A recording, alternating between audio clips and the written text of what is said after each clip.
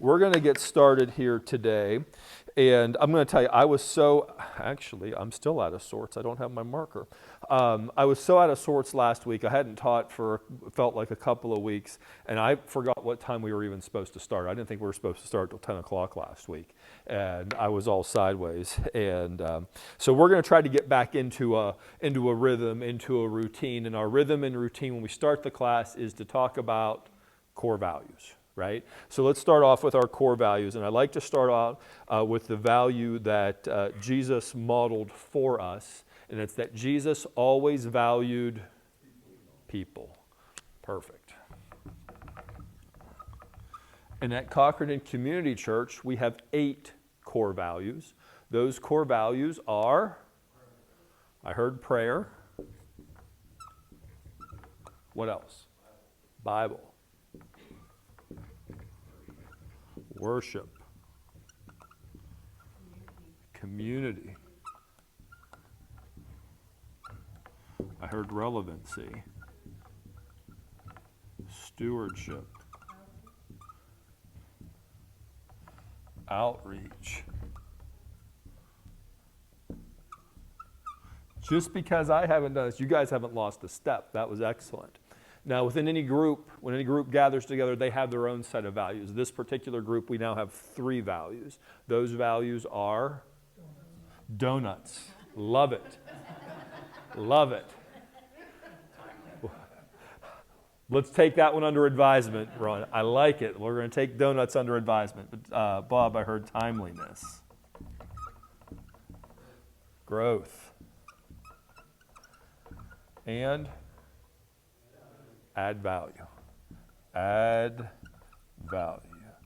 Leave everyone a little better off than you found them. Leave everybody just a little better off than you found them. Now, let me just unpack what the next couple of weeks are going to look like. Okay, so today and then in the next 2 weeks, we're going to look at the foundational laws of leadership that we can find in the Bible. Today, we'll get to that in a minute. Next week, we're going to look at the law of the niche. The week after that, we're going to look at the law of the chain. I think at that point, if I've read my calendar correctly, that gets us to kickoff of Camp for Kids, which I haven't heard, but I presume I'm going to look for a lifeline here. Is Sunday of Camp for Kids at Playland? So we will not be having class that's out at Playland. That's church picnic type stuff. So more details on that to come. When we come back, I teased this last week. I said I've been thinking about this lesson on who's and what. I'm going to tell you this last week, it became so much more clear. We need a lesson on who's and what's. The week after Camp for Kids. When we come back, it's going to be a lesson on who's and what's. I'm going to tell you this. You want to bring somebody with you. You want to bring somebody with you because we need to understand the importance of who's and what's. Okay, so just want to give you that because I'm going to tell you, I think it's going to be very, very timely because we're going to be coming off this high of Camp for Kids. There's going to be all this excitement. There's going to be all this energy, and I want to encourage you just to be aware of that. So anyway, let's get into our lesson for today. We're working through these foundational laws of teamwork that we can find in the Bible, and we've touched on 2 of them. Last week we touched on one, and a few weeks before that, actually a few months before that, we touched on another. We talked about the law of significance the end of last year, which said that one is too small a number to achieve greatness. And last week we looked at the law of Mount Everest, which said as the challenge elevates, the need for teamwork escalates. We have to recognize that to do big things, we need to have the teamwork, and we're going to add to that today. We're going to keep building on this. But I wanted to ask you this question: have you ever found yourself in a situation where someone really just gets themselves caught up in the weeds? Have you ever done that? Like you're talking about some big thing, and like somebody just gets locked in here on they get in the weeds of a particular situation. I would tell you this story. Many years ago, I was I was developing this synchronized refill thing for pharmacies. And we were having some success with it, so I brought in members of our clinical team from all over the country. I had somebody come in from Seattle. I had somebody come in from Rhode Island. I had somebody, I'm trying to remember where they came in from somewhere down south. And we were going to go visit some local pharmacies that were doing this, and we were going to see this. But this is what I learned early on. Whenever you do this, whenever you bring people together, especially if they're traveling, you want to make sure that they have something to eat. Right? Because if they're hungry, they're not going to pay attention. That was always my number one concern, was like, oh my goodness, they're going to have enough to eat. And so what I have found is that as I have traveled, different areas have different foods that they are known for, right? And so I just want to do a little bit of word or a little association here. Like, I'm going to give some things here, and I just want you to tell me how you might connect these things. So if I said something like Idaho, food-wise, you may say potato. All right, you're a sharp group. Potato. All right. Now, what if I said buffalo? Buffalo, wings, right? That's what we think. Right? If I said upstate New York, what would you say? I'm sorry? Seafood of some site? Cheesecake? I was thinking apples. I knew that one was a bit of a stretch. I thought cheesecake's probably the one people are going to think about with that. If I said Philadelphia, what would you say?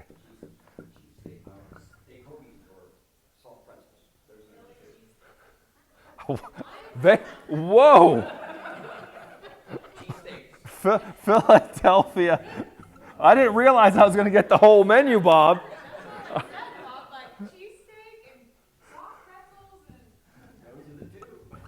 Cheesesteak, right? Cheesesteak, we think of Philly, right? How about this? If I said Memphis, barbecue. That's how it is, right? I don't know if I spelled that right. What if I said? I'm sorry. Just BBQ. BBQ. There you go. There you go. If I said Boston, what would you say?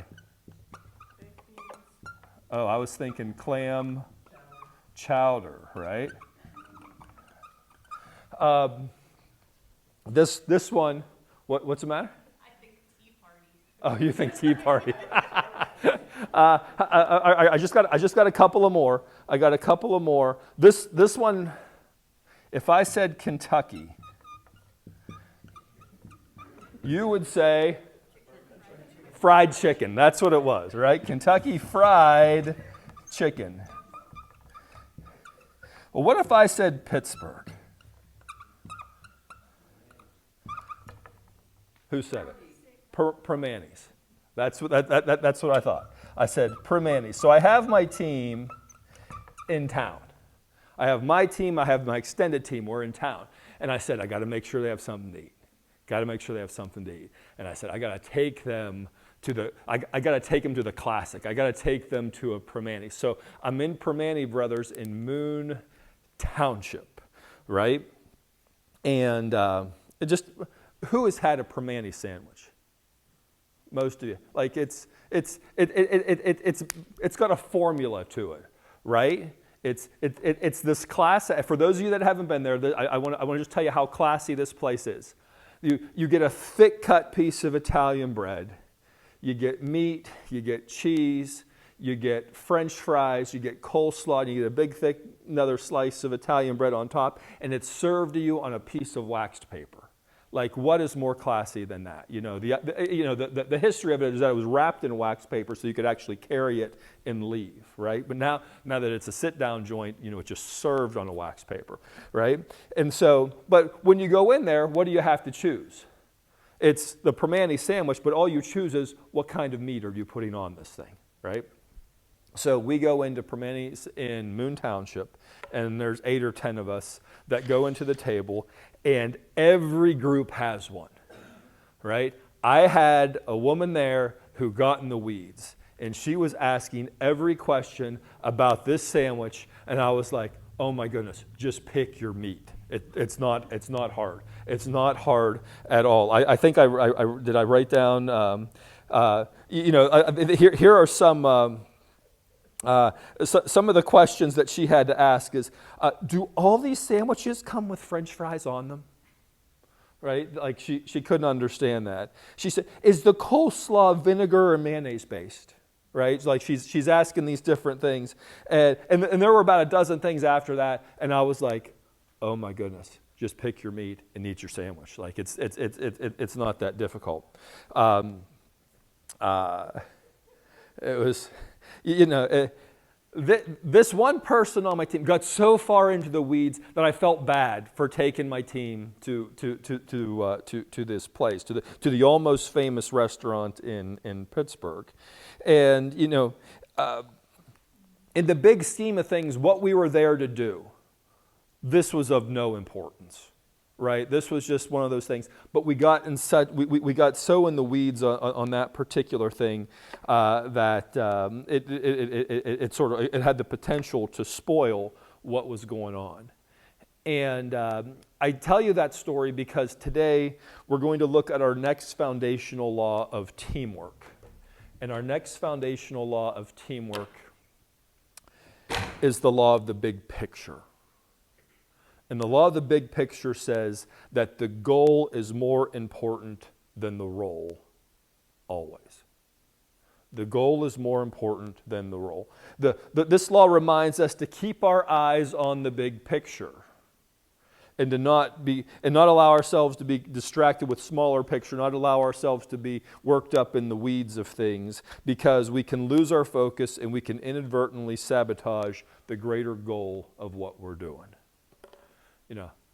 Trying to feed my team, I could have I probably did allow myself to become very, very frustrated because we got this huge, we're there to talk about how do we synchronize refills, which is really exciting for pharmacists. It may not be exciting for you, but it's exciting for pharmacists, right? That's what we were doing. So this week I have a couple of stories that I want to use to try to illustrate this law.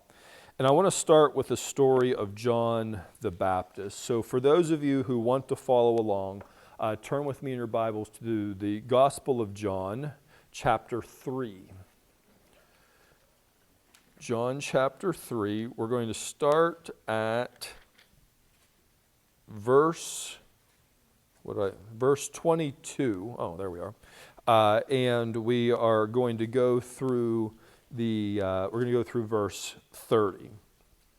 It reads, after this, Jesus and his disciples went out into the Judean countryside, where he spent some time with them and baptized. Now John, this is John the Baptist, was baptizing at Aenon near Salem, because there was plenty of water and people were coming and being baptized. This was before John was put in prison. An argument developed between some of John's disciples and a certain Jew over the matter of ceremonial washing. They came to John the Baptist, and said, Rabbi, this man who was with you on the other side of the Jordan, the one you testified about, look, he is baptizing, and everyone is going to him. To this, John replied, a person can receive only what is given them from heaven. You yourselves can testify that I said, I am not the Messiah, but am sent ahead of him. The bride belongs to the bridegroom. The friend who attends the bridegroom waits and listens for him and is full of joy when he hears the bridegroom's voice. That joy is mine, and it is now complete. For those of you who are underliners, for those of you who are highlighters, I'm going to encourage you to consider highlighting or underline this next verse. He must become greater, I must become less. He must become greater, I must become less. And I tell you, I think this story is so important because John the Baptist gets it. He gets the big picture. His disciples didn't. Don't miss that. His disciples didn't get that. John understood his role in light of the goal of the big picture, which was that what Jesus came to fulfill, that Jesus came to be the Messiah. Like, John got that was his particular thing to do. But his disciples didn't get it. They're like, dude, like, all these people are going to him now. Like, we're supposed to be big stuff. Right? They were caught on the role. They were not focused on the goal. Right? So let's turn back quite a bit into the book of Nehemiah. And I'm going to ask that you turn to Nehemiah chapter 3. Now, we could have done our whole study on teamwork just in this book in Nehemiah. And I want to look at chapter 3, but I'm not going to read chapter 3 because, one, I can't pronounce the names, and you don't want to hear me try to pronounce the names. But what we're going to do is we're going to skim through chapter 3, and I'm going to try to call out certain things. I want to call out certain, and I'm going to suggest that these things that I'm going to call out are roles. I want to go through this chapter, and I want to be looking for the roles as we go through this. So, chapter 3, verse 1, you don't have to go very far where you can see it says, the high priest and his fellow priests. And I lost my place. The high priest and the fellow priests went to work and rebuilt the sheep gate. Jumping ahead to verse 2, it says, the men of Jericho built the adjoining section. So right now, I want you to be making just a mental picture of this, that you got priests working in one area and you got men from Jericho in the next one, right? Let's jump ahead to verse 5. It says, the next section was repaired by the men of Tekoa, but their nobles would not put their shoulders to the work under the supervisors. So understand, what roles do we have here? We have people from Tekoa, but we also have nobles. We have nobles and we have common folk here in verse 5. Jump ahead to verse 7. It says, next to them repairs were made by men from Gibeon and Mizpah. Right? Verse 8. We get a name here, but it says one of the goldsmiths. So we have priests and we have people from Jericho, and we've got nobles, and we have commoners, and now we have goldsmiths, and these are all folks that are working to rebuild the wall. As you continue through verse 8, it also reads, one of the perfume makers. We've got a goldsmith and we've got a perfume maker that have come together to repair. Verse 9, we have a name, but it says he's the ruler of a half district of Jerusalem. Right? We have a politician. We have some type of governor of some sort here. Jump ahead to verse 12. And just so you know, that I probably missed some things here, but I'm just doing this to help you identify these particular pieces. Verse 12, ruler of a half district of Jerusalem, repaired the next section, note this, with the help of his daughters. All right, so we've got men, we've got nobles, we've got politicians, we've got priests, we've got daughters, we've got perfume makers, we've got goldsmiths, we've got all these folks that are coming together. Verse 14, it says the ruler of the district of Beth Hakerem. Jumping ahead to verse 16, ruler of a half district of Beth Zor. Verse 17, repairs were made by the Levites, right? So we have the religious workers of the day. Continuing on in that verse, the ruler of a half district of Keilah.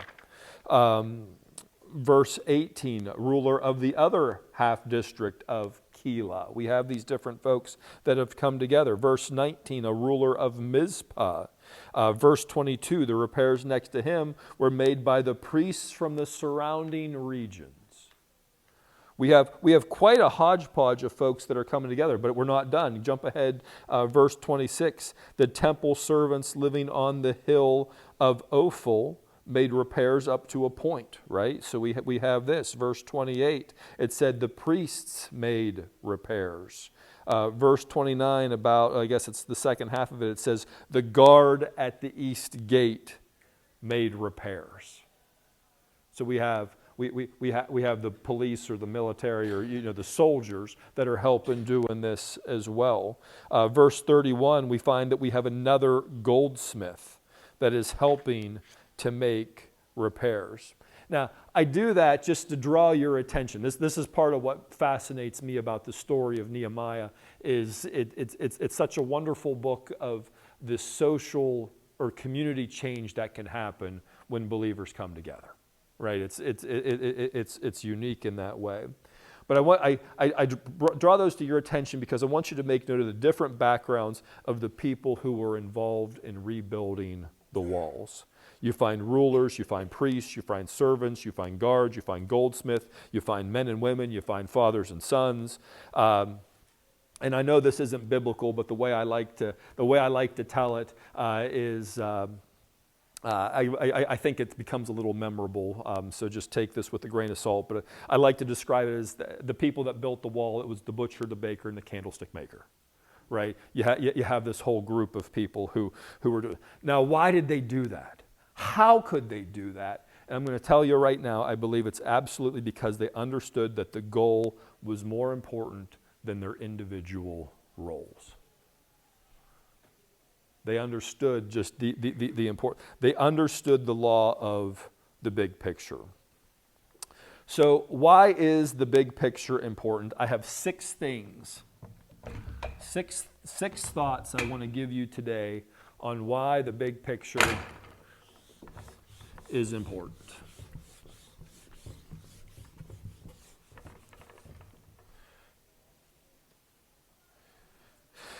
The law of the big picture emphasizes that the overreaching goal of the team is more significant than the roles of the individual members. So the first thing,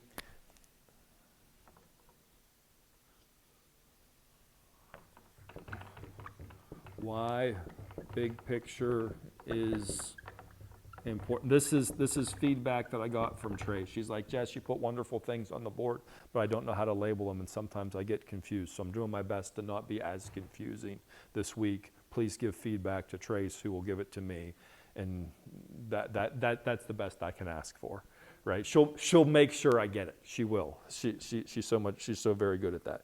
So why is the big picture important? Number one is it keeps our focus on the collective mission. Focus on collective mission, right? Our focus is on the collective mission rather than the personal accolades or responsibilities of the individual people, right? The butcher, the baker, and the candlestick maker, they recognize that they have no viable business if they don't have a safe town. Like if the city's not safe, they're not going to be able to do the things that they came there to do. So they buy into the importance of the goal over their particular role. They say, I see this as more important. This is something that I need to be a part of. Now, they could very easily get caught up in thinking that other tasks were more important, right? I'm the goldsmith. Like, what's more important than me, right?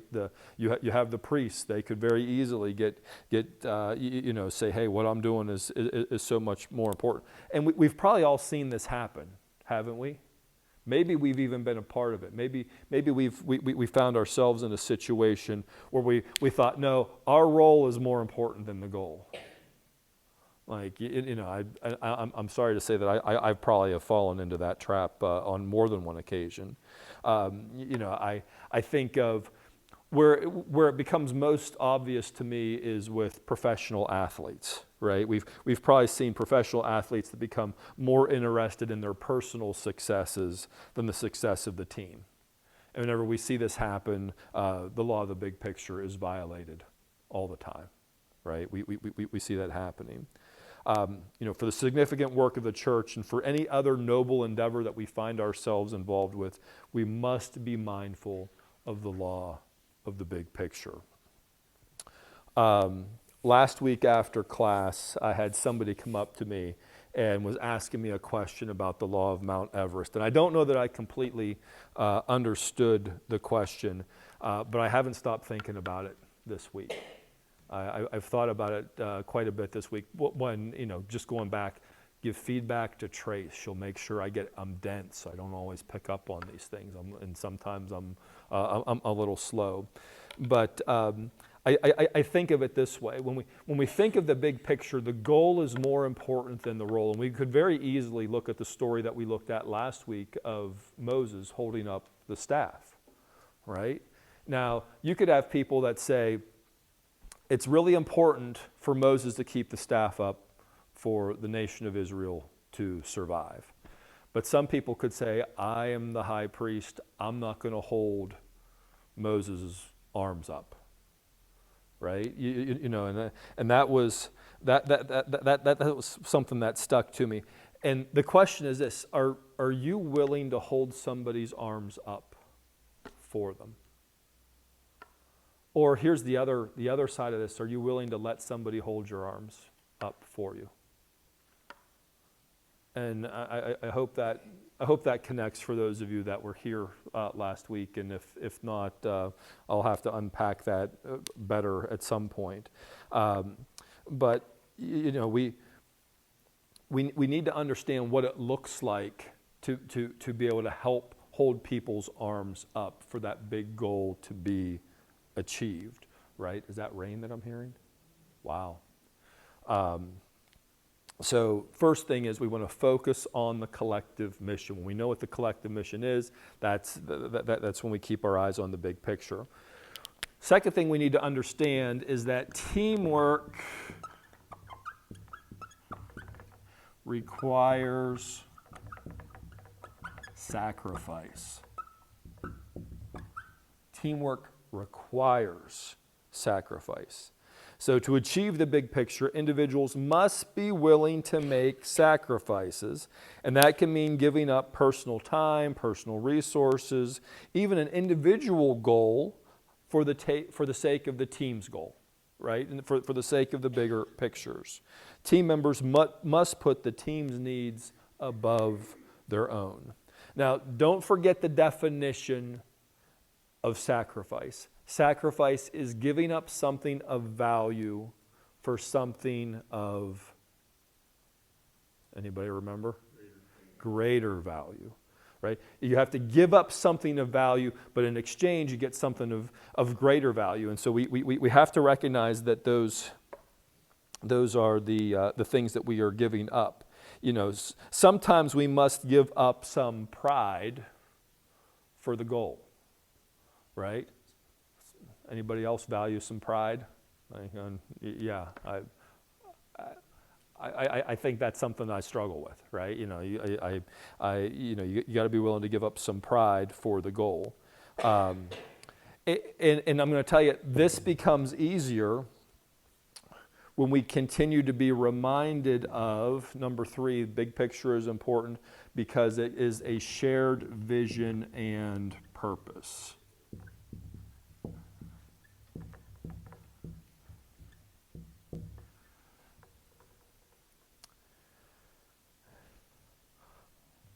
I'll put in parentheses here, why? Not a question mark, why, exclamation point. Why? Why are we doing this? This is why we are doing it.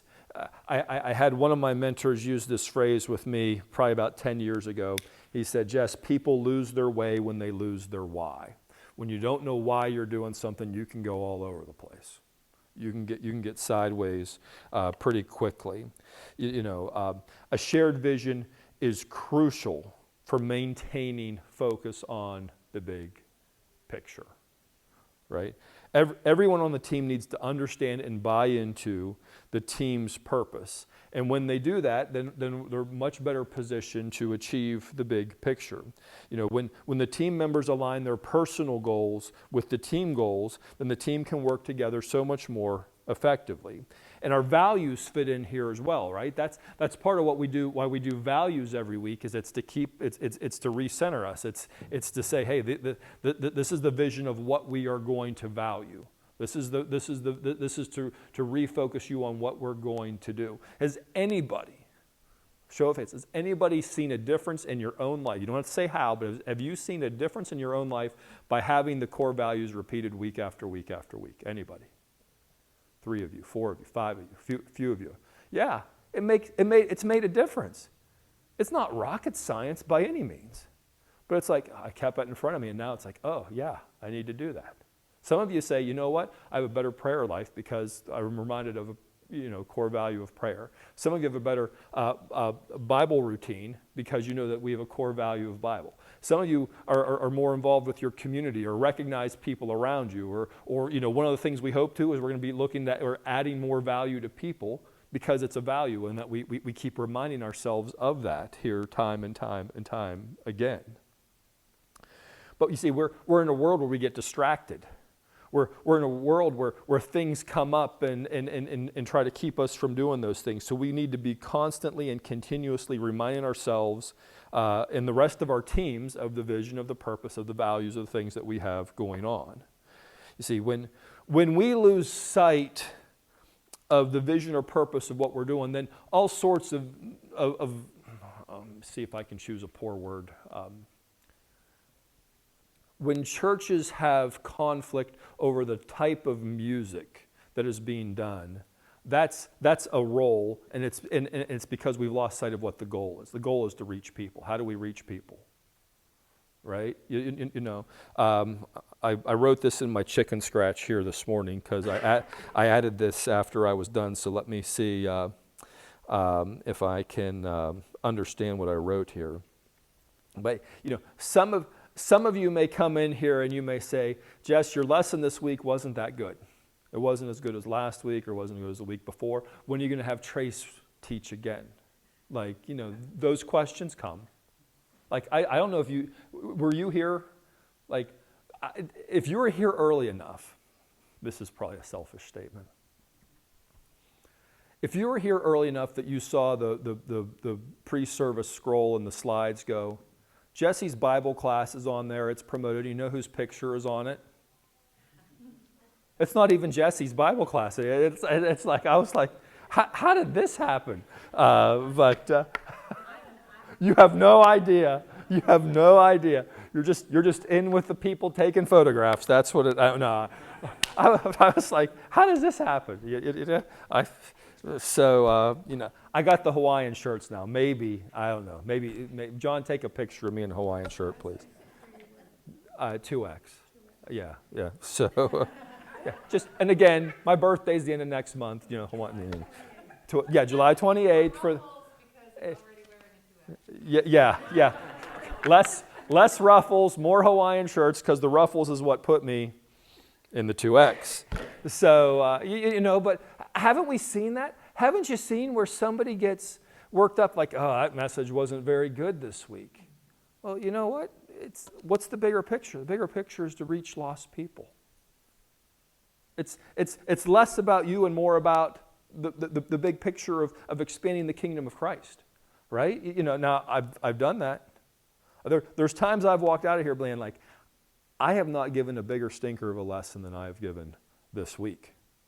But what's fascinating to me is that whenever I do that, I'll have somebody come up, and I'll pick on Dan because I see like Dan is such an encouraging guy.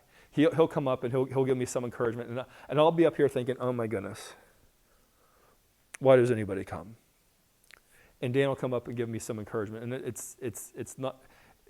My role is to show up, right? And to submit myself to the Holy Spirit, to share the lesson with you, and you take things that are far beyond anything that I probably could have thought of, far beyond, and that's just the beauty and the magic and the miracle of God's Word, right?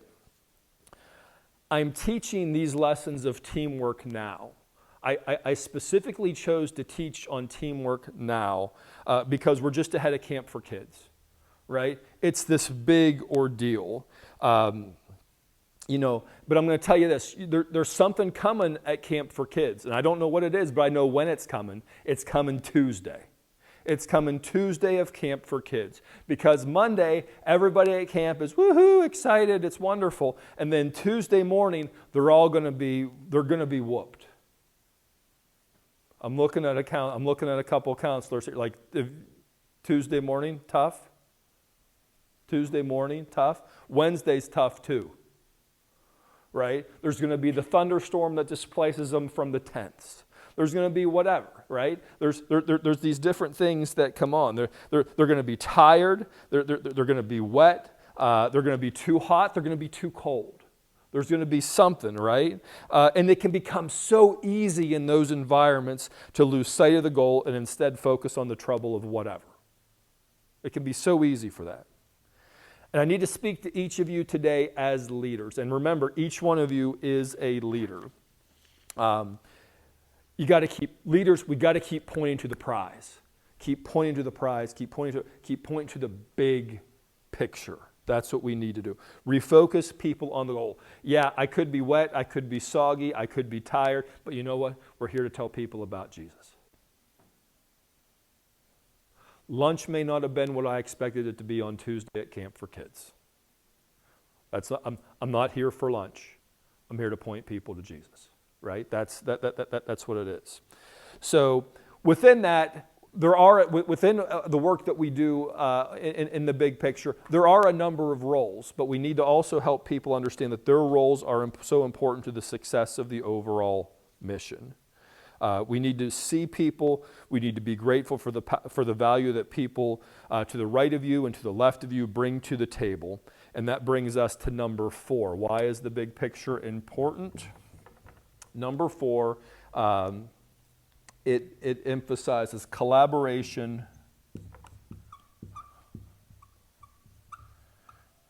over individual achievement.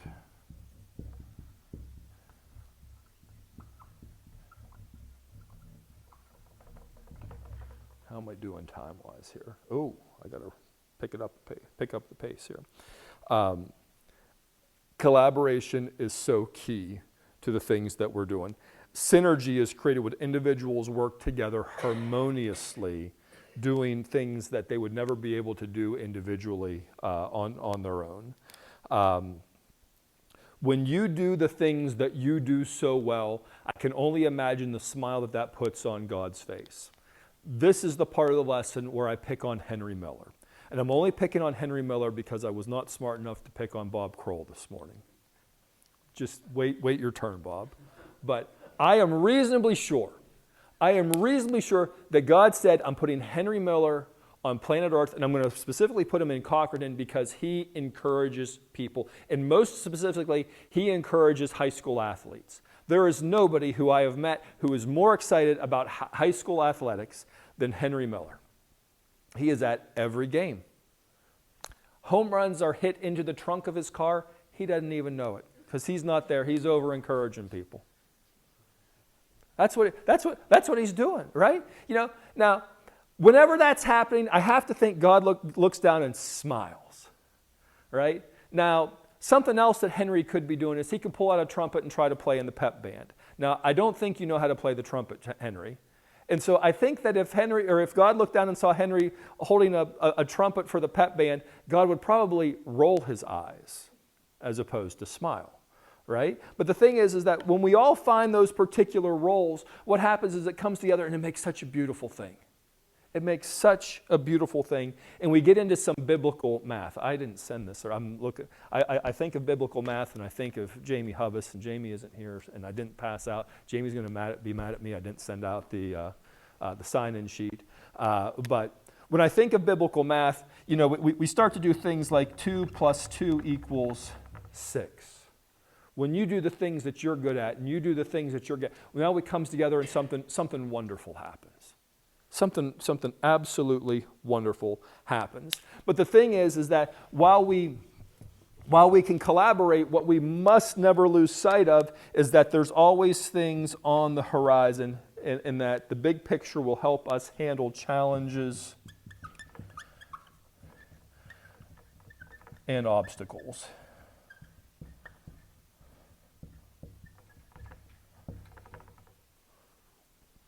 It's going to help us handle these things because challenges and obstacles are inevitable. They are always going to come at us. I think that fits in line with Pastor John's preaching today. We need a team so that we can stay resilient in the face of those in the face of those difficulties. And effective teams adapt and they find ways to overcome challenges together. And when we have a team that comes together, when you have a team and the different people of the team come together, we actually assemble some resources. And whenever we have a group of people with resources, it makes us resourceful.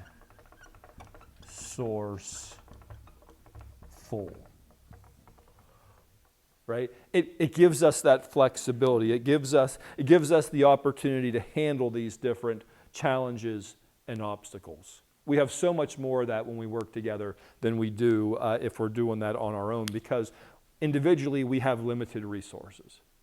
There's certain things that I can do that you can't. There's certain things you can do that I can't, and that limits us.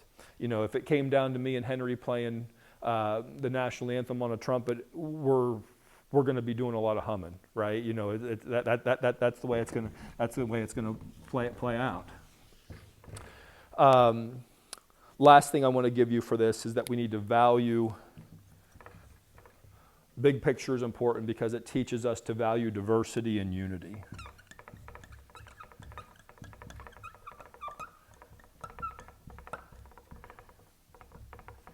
It helps us value diversity. Now, maybe this should be number 5A. I don't know. I probably should have made it 5A as I look at this. But, this is a piece of teamwork that I did not understand and I did not appreciate for far too long. It's only in recent years that I've really developed an appreciation for this. And because what I would look at is I would look at my team and I'd have one person who was doing something so very well, and I would see somebody else who just wasn't that good at it, right? I could see, I had people on my team that could write these most eloquent emails that were very convincing. And I had people on my team that, truthfully, I don't know how they ever turned their computer on. I don't even know if they ever even checked email, right? And the thing is that whenever I looked at it, I could get very, very frustrated in this one area. I could get so frustrated in that area. And I'd be like, oh my goodness. But I didn't look for the value that the other people brought. It's not that they didn't have value. I didn't know to look for it. I wasn't that smart. I wasn't that sophisticated at that time. But what I have learned over time is that each of us has been so gifted with different talents and different gifts and different skills, and that when we identify those and when we share those and whenever we leverage those in the team environment, we become so much better, we become so much stronger, we become so much better equipped to fulfill the big picture. We become so much better. Remember this. This might be my favorite note of the whole thing. I'm getting too low on the board to write it, but the big picture is a big picture. It's a big thing. When we think about the law of the big picture, it's a big thing that we're undertaking. And for us to be able to make a dent in that in some way or to actually achieve it, it's going to take everybody on the team contributing to the best of their ability. Now I want to wrap up my lesson today with this story from Acts. Acts chapter 6, if you want to turn with me. Acts chapter 6, we're just going to look at a couple of verses here very, very briefly. I used to put a bookmark in so I could very quickly turn to these, and then I thought, I know my way around the Bible, but now here we are. Acts chapter 6, we're going to look at verses 1 through the first part of 5, and then we're just going to jump ahead to 7. But it said, in those days, when the number of disciples was increasing, the Hellenistic Jews among them complained that the Hebraic Jews, or complained against the Hebraic Jews because their widows were being overlooked in the daily distribution of food. So the 12 gathered all the disciples together and said, it would not be right for us to neglect the ministry of the Word of God in order to wait on tables. Brothers and sisters, choose 7 men from among you who are known to be full of the Spirit and wisdom. We will turn this responsibility over to them and will give our attention to prayer and the ministry of the Word. This proposal pleased the whole group. Jumping ahead to verse 7. So the word of God spread, and the number of disciples in Jerusalem increased rapidly, and a large number of priests became obedient to the faith.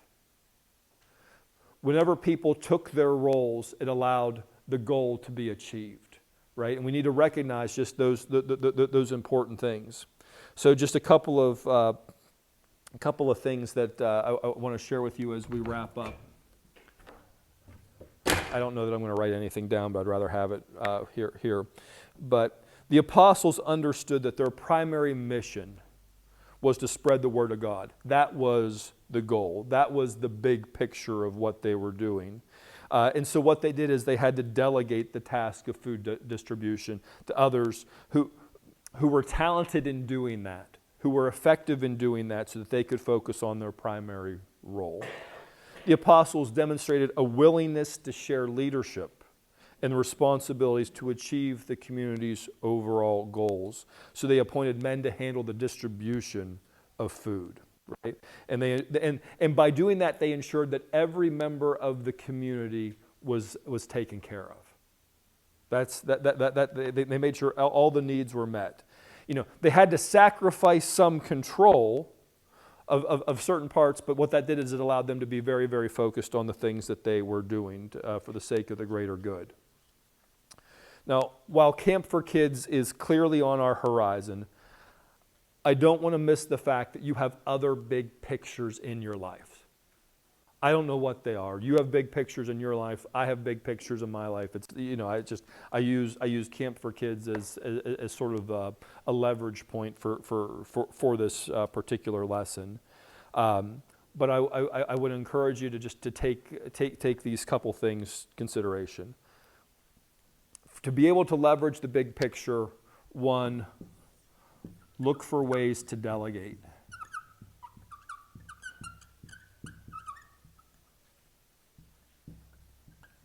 Look for things that you can pass off and that somebody can help you with so that it can help you ensure that the main goals are achieved. Number 2, value and recognize the contributions of all team members.